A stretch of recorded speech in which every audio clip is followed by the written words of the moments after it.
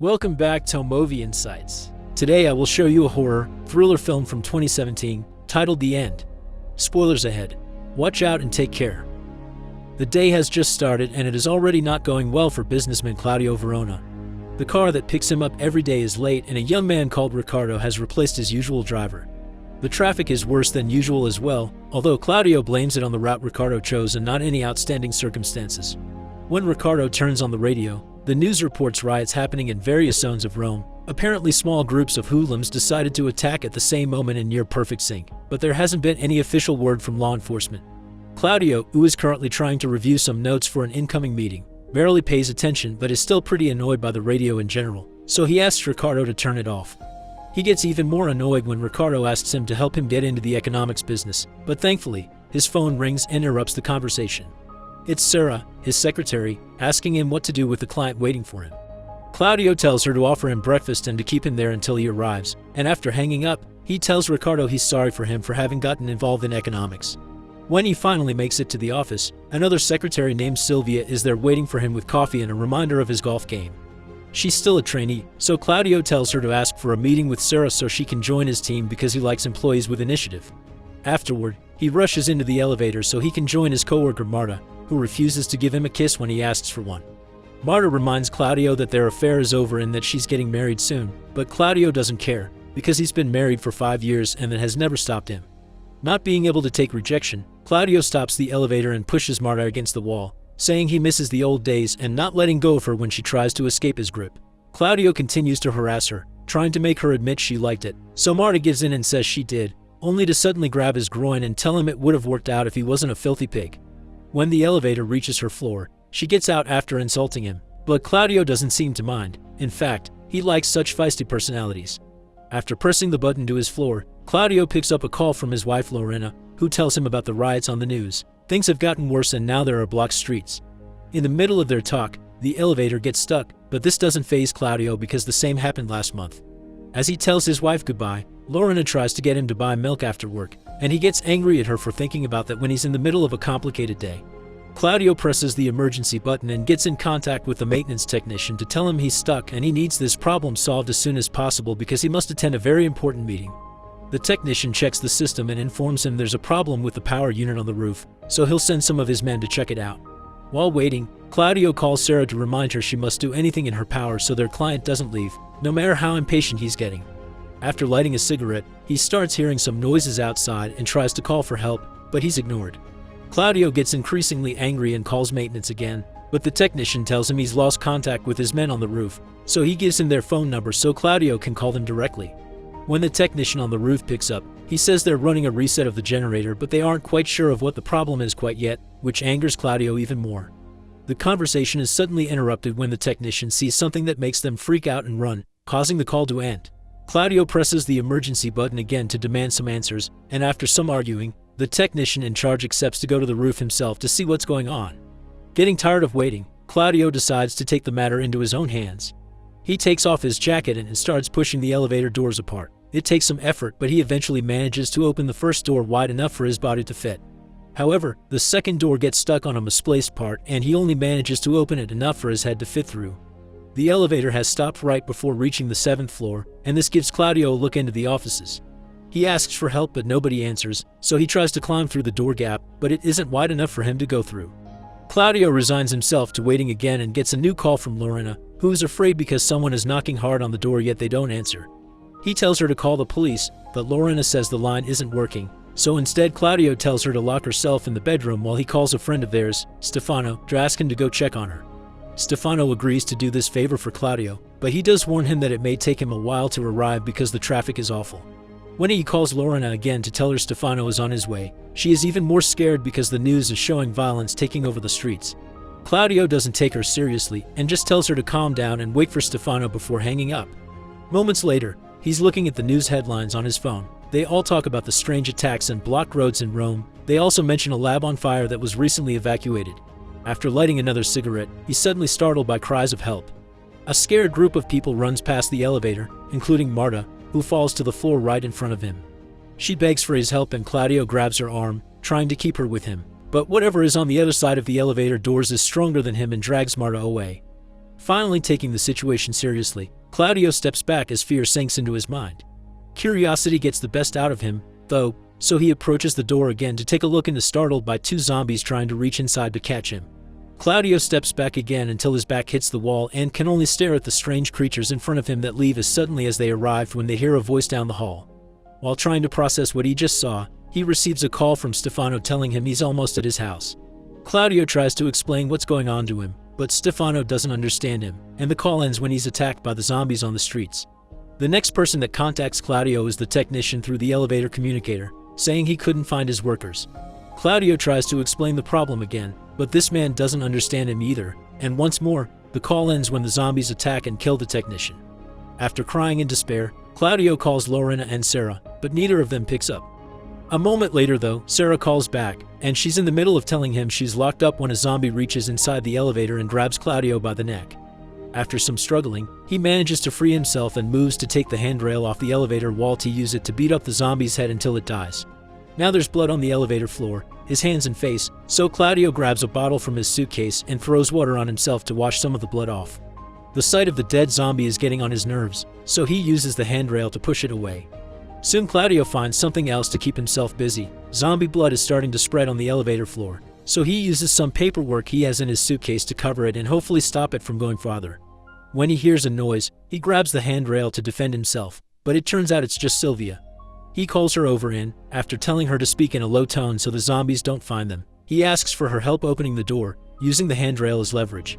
Sadly, two people are still not enough to succeed, and things get more complicated when the handrail slips off Claudio's hands, making some loud noise. They can hear the zombies coming, so Sylvia tries to enter the elevator, but the gap isn't wide enough for her either, so she runs away before the zombies find her. One of them arrives right after she leaves and tries to reach for Claudio, but Sylvia comes back then and beats it to death with a golf club she found around. The two of them laugh at the fact she's beaten his boss with his own favorite club and don't see more zombies coming. They jump on Sylvia and feed on her until she's dead. Claudio picks up his phone and checks the news. It seems the army has finally been mobilized. He calls Lorena and starts crying when there's no answer, but after quite a few rings, she finally picks up the phone. She's telling him about a reporter being attacked on camera and people going crazy around the city when zombies find her as well, ending the call when they attack her. After crying over the loss of his wife, Claudio is found by another coworker of his that has been surviving by using a lamp to defend himself. The man wants to enter the elevator as well, and Claudio explains it's impossible, but the man tries anyway, to no avail. His effort makes so much noise that the zombies find him and chase him away. Moments later, Claudio hears a zombie walk by and calls it over on purpose to taunt it and make fun of it for not being able to reach him, only getting more excited with his teasing when more zombies join the first one. He grabs the handrail and starts beating them up, only to get distracted by screaming at the end of the hall. It's his secretary, Sarah. She asks for his help, causing the zombies to notice her and go after her. Even when she enters an office to get away, they just follow her inside. Claudio throws his watch at them, begging them to spare her, but it's pointless. Not knowing what else to do, Claudio searches on his phone for the video of the reporter being attacked on camera. The woman explains law enforcement has confiscated cameras and expelled all reporters from the area, so she's live streaming with her phone after reaching the outskirts of the city. She tells the viewers not to try to reason with the zombies, which she calls possessed people, and recommends getting out of the city right before the zombies jump on her. As if synchronized with the recording, zombies reach the elevator door at the same time, and that's the moment when the power goes out. Claudio watches the zombies while smoking a cigarette when suddenly, he hears some gunshots outside the door. All the zombies fall dead and Claudio takes the chance to call for help, gaining the attention of an armed police officer, Marcello. After making sure Claudio isn't wounded, Marcello explains he's alone and he's lost contact with headquarters, and when a zombie tries to attack him, he easily shakes him off and shoots him with his rifle. After trying to open the doors and failing, Marcello decides to try to fix the generator, so he gives Claudio a walkie-talkie for him to guide him through the building and a gun to defend himself. Marcello leaves after Claudio gives him directions to navigate the floor. He tries to light another cigarette and fails, and as he curses his luck, he accidentally presses the button on the walkie-talkie and sends his colorful words to Marcello, who scolds him for contacting him like this. Such noise could attract the zombies, so Claudio should only call when absolutely needed. After promising him to lend him his lighter later, Marcello interrupts the chat to shoot the group of zombies that approach him, only to inform Claudio a moment later that the stairs to floor 9 are blocked by a pile of furniture that would take forever to move. Claudio takes a moment to calm down and think, and this helps him get an idea. There's been work underway on that floor, so there should be a scaffolding that Marcello can use to reach the roof. After passing by a pile of bodies, Marcelo has no other choice but to shoot a window to be able to reach the scaffolding. The noise attracts some zombies, but Marcelo stays silent and manages to sneak around undetected. After Claudio warns him to be careful because the technicians have been attacked up there, Marcelo reaches the roof and restarts the power. Lights in the elevators are on again, but the doors still won't close. Claudio uses his phone flashlight to look between the doors and finds the misplaced piece that is keeping them stuck. He tries to reach it with his hand to no avail, and his efforts are soon interrupted when a zombie appears at the door gap and tries to grab him. Claudio steps back and retrieves the gun Marcelo left him, which he uses to shoot the zombie. He manages to kill it on his second try. More zombies show up after that one and Claudio hesitates, but thanks to some encouragement from Marcelo through the walkie-talkie, he steps up and shoots every single zombie at the door. Marcelo congratulates him for a job well done, but Claudio is in shock, feeling guilty for having killed people, especially because they were his colleagues and he even knew his families. Marcelo corrects him, they aren't people, they are infected, and Claudio had to do what he had to do, so he repeats that, trying to believe it. His thoughts are interrupted when zombie noises reach him through the walkie-talkie and he loses contact with Marcelo. Not being able to take it anymore, he stares at the gun and starts considering the idea of shooting himself, especially after he looks at some pictures of his wife on the phone. A couple of cops suddenly appear at the end of the hallway running away from zombies and Claudio cries for their help, but they leave before they can see him or hear him. As night starts to fall, despair finally takes over his mind and Claudio puts the gun against his temple, intending to shoot but being incapable to. His frustrated yelling attracts the attention of a group of zombies that are now trying to reach him through the door gap and Claudio decides he doesn't want to give them the satisfaction, so he puts the gun in his mouth. What stops him from pulling the trigger is Marcelo's voice suddenly calling him from the elevator ceiling, asking him to open the hatch and let him in. Claudio grabs the handrail and uses it to push the hatch, creating an opening for the Marcelo to come through. After Claudio helps him get down, Marcelo wastes no time and shoots every zombie at the door with his rifle. Afterward, he checks the blocked door before sitting on the floor next to Claudio, revealing the wound on his leg where the zombies got him. Marcelo lends Claudio his lighter and he gets a cigarette in return as Claudio asks him if he has any idea of how this started, since he is a cop and must have been told something by the higher-ups. But Marcelo replies all they were told was that a virus was spawned and it began to spread. They told him it was animal-based, but he doesn't believe it because this isn't the Middle Ages anymore. The virus must have been created in a laboratory and someone lost control of it. Marcelo blames that someone for having lost all his comrades. Out of nowhere, he starts laughing pretty hard, all because he's remembered a joke he heard in a movie he watched with his wife. He shares the joke with Claudio, who doesn't find it funny, but he does take an interest in Marcelo's wife. The two men share some details about their married lives, and Claudio reaches the conclusion he isn't a good person. Moments later, while he's reloading the rifle and the gun, Marcelo starts coughing blood. He tells Claudio that he's going to lay down to rest, and after he's fallen asleep, he wants Claudio to shoot twice him in the head because he doesn't want to become a zombie. Since Claudio refuses to take the gun, Marcelo says he'll do it himself and puts the gun against his head. Claudio grabs it and tries to stop him, so the men fight over the weapon for a short moment until Marcelo punches Claudio in the face to make him let go. A couple of hours later, Marcelo has fallen asleep, but Claudio still can't bring himself to shoot him.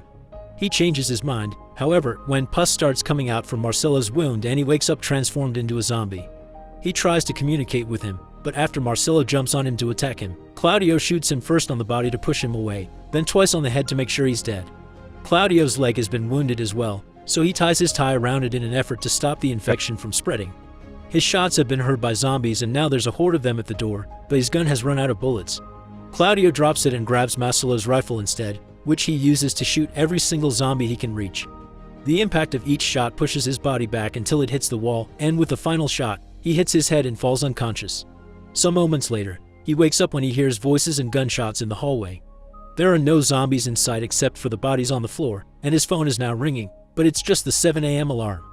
Claudio turns it off, but then his phone rings again. This time, it's an actual call. To Claudio's delight, he hears Lorena's voice, who is actually alive and well. She had run out of the house and the military saved her.